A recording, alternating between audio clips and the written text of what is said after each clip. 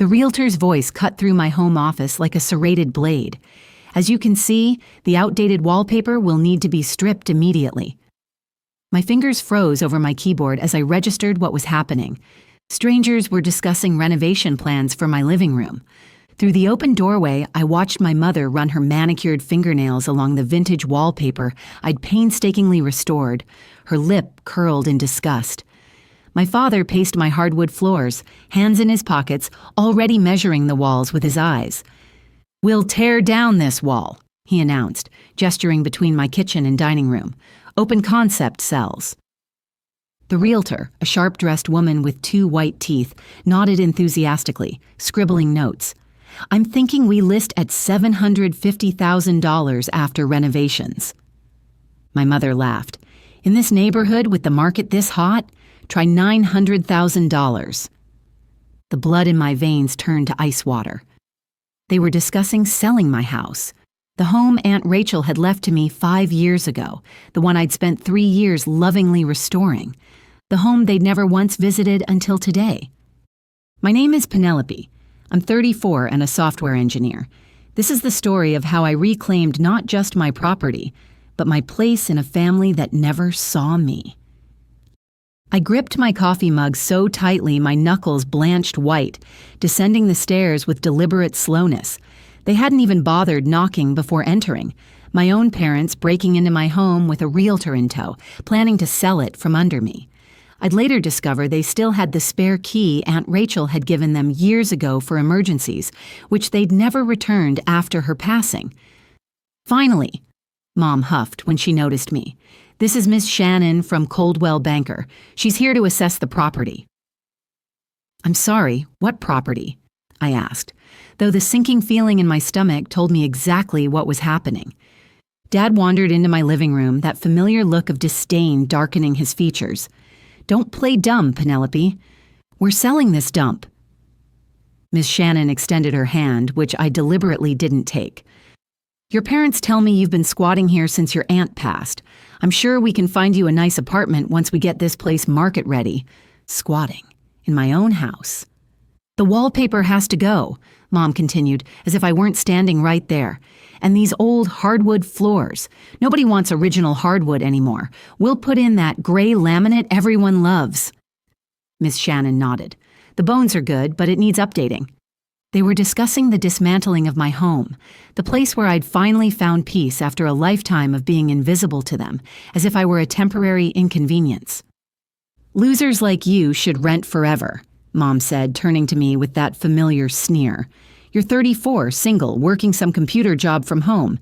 You don't need a 4-bedroom house. It's embarrassing, honestly." "Pack your trash," Dad added, already opening my closets to inspect them. "We'll give you 2 weeks. That's generous." While Ms. Shannon measured my living room windows, I sipped my coffee, a strange calm settling over me. "Ms. Shannon, can I ask you something?" "Of course, dear. I know this must be hard, but your parents are doing what's best." "Did they show you any paperwork?"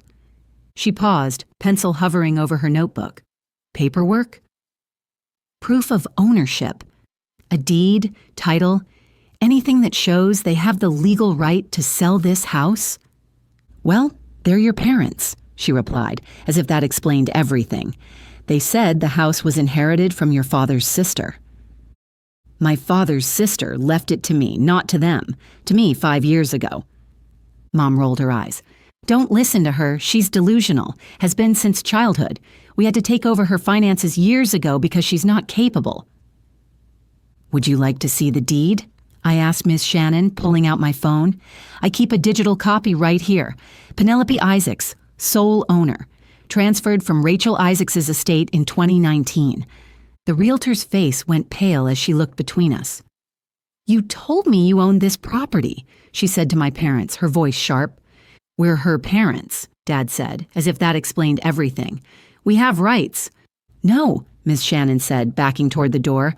"You don't. You've wasted my time and potentially implicated me in attempted fraud."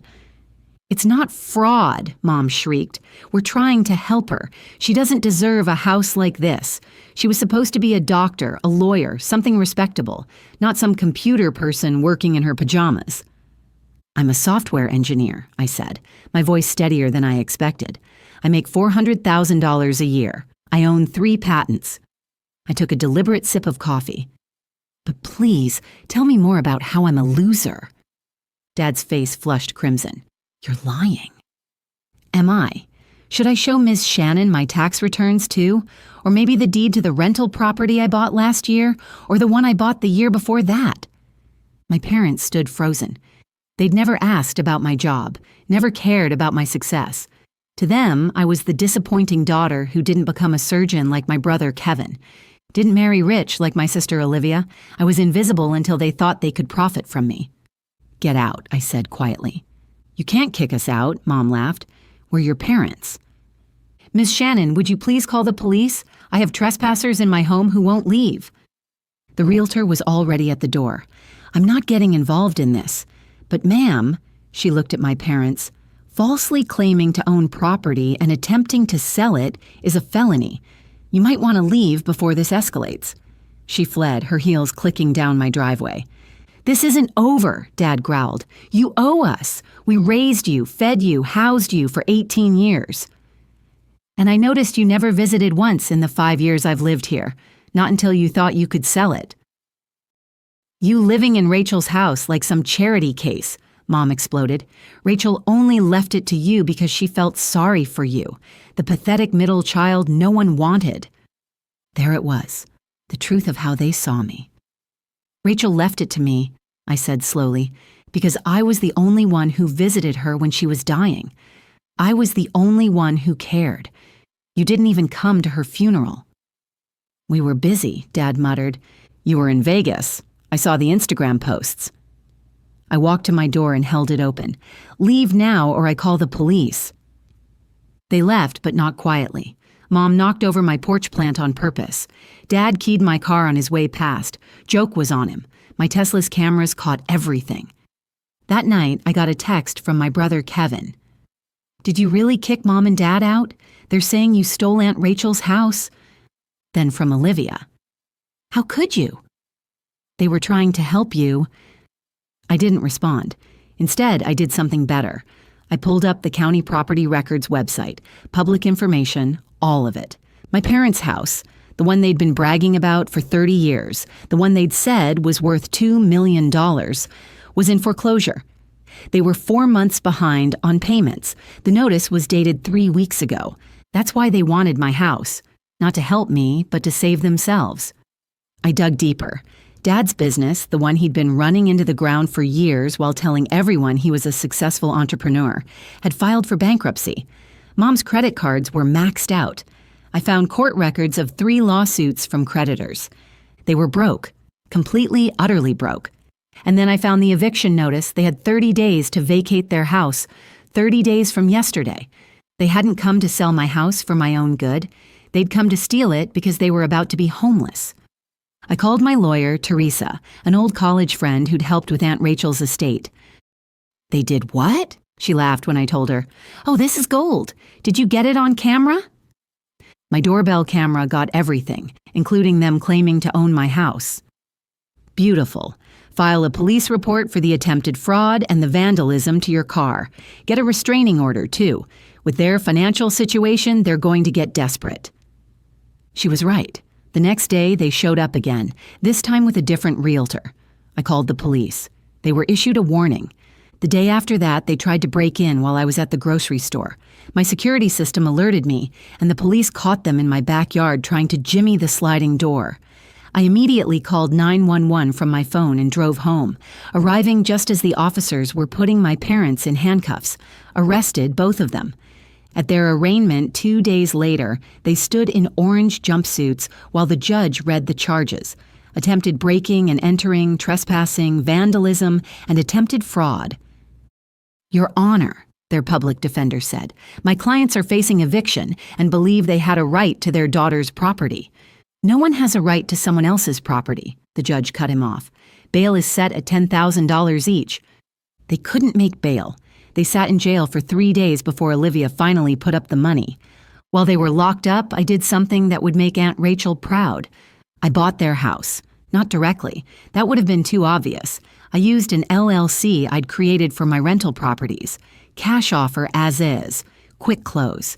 The bank was thrilled to get it off their books. I got it for $400,000, a steal considering they owed $1.8 million on it. My parents were served eviction papers the day they got out of jail. The new owner was giving them 72 hours to vacate. They called me, of course. "Please," Mom sobbed into the phone. "We have nowhere to go. No money. Nothing." "Rent an apartment," I suggested. "I hear there are some nice ones on the south side." "Those are Section 8, Dad roared in the background. "We're not those people." "You're right," I said. "Those people probably didn't try to steal their daughter's house." "We're your parents." "You were my parents. Now you're just two people who tried to commit fraud and got caught." The day they were evicted, I was there.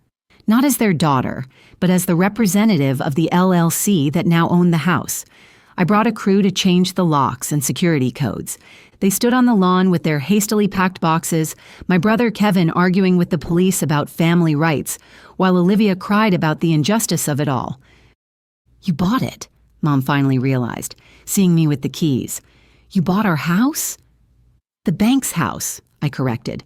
"You haven't owned it for months. What are you going to do with it?" I smiled. "I'm turning it into transitional housing for women leaving domestic violence situations. Aunt Rachel would have loved that. She always said this house should shelter people who needed it." Dad lunged at me, but the police officer stepped between us. "Sir, step back." "She's destroying our lives," he screamed. "No," I said, looking him in the eye. "You destroyed your own lives. You spent 30 years telling me I was a loser, a disappointment, worthless. You tried to steal my house when yours was being foreclosed. You brought a realtor to my home and tried to sell it. You said losers don't deserve property." I held up the keys to their former house. "Turns out you were right. Losers don't deserve property, and you just lost yours." Kevin tried one last guilt trip. "Where are they supposed to go?" "I don't know, Kevin. Maybe you could help them. You're the successful surgeon, right? The golden child. Surely you have room in your mansion." His face went pale. I can't. Vanessa would never. And the kids?" "Right, the kids," I nodded. "Funny how family obligations only flow one way in this family." Olivia was no better. "I'm in the middle of a divorce. I can't take them." So my parents, who'd spent decades calling me the family failure, stood homeless while their successful children made excuses. I got in my Tesla, the one Dad had keyed, the repair bill for which would be added to his restitution, and drove away. They're living in a motel now, from what I hear. Kevin and Olivia split the cost of a room for a month, then abandoned them. Mom got a job at Walmart. Dad works at a car wash. They're at the age where they should be retiring, but their greed and cruelty cost them everything. The transitional housing opened last month. 6 women and their children now live in my parents' former mansion. They've turned Mom's prized rose garden into a vegetable garden. Dad's home office is now a playroom. The dining room where my parents hosted dinners to show off their wealth is now where survivors share meals and rebuild their lives. I kept one thing from the house, a photo from my parents' wall. It's them at some charity gala dressed in designer clothes, surrounded by other wealthy couples, champagne glasses raised, the picture of success. I hung it in the transitional house's office with a plaque. This house was donated by a woman whose parents tried to steal her home. Let it serve as a reminder that true wealth isn't what you take from others, but what you give to those in need. Last week, I got a letter from my mother. She's asking for money, of course. Says they're sorry, says they've learned their lesson, says families should forgive. I sent back a copy of the deed to my house, highlighted where it says, Penelope Isaacs, sole owner. At the bottom, I wrote, "Losers don't deserve property. You taught me that. Thanks for the lesson." They wanted my house because theirs was gone. They called me a loser who should rent forever. They brought a realtor to steal what I'd earned. Instead, they lost everything, and I bought their house for less than I make in a year. Aunt Rachel was right in her will. I leave my house to Penelope, the only one who knows that a home isn't about property value. It's about values, period. My parents never understood that, now they never will. As for my relationship with my siblings, we haven't spoken since the day of the eviction. Kevin and Olivia both blocked my number after I refused to give our parents money. I'm officially estranged from my entire family now, and I've never felt more at peace. As for the legal charges against my parents, they eventually accepted a plea deal 3 months after their arraignment. They pled guilty to trespassing and attempted breaking and entering in exchange for the fraud charges being dropped. They received 2 years of probation and were ordered to pay restitution for the damage to my Tesla. The judge also made the restraining order permanent. They can never legally come within 500 feet of me or my property again. Before you go, here's a quick bonus for sticking around.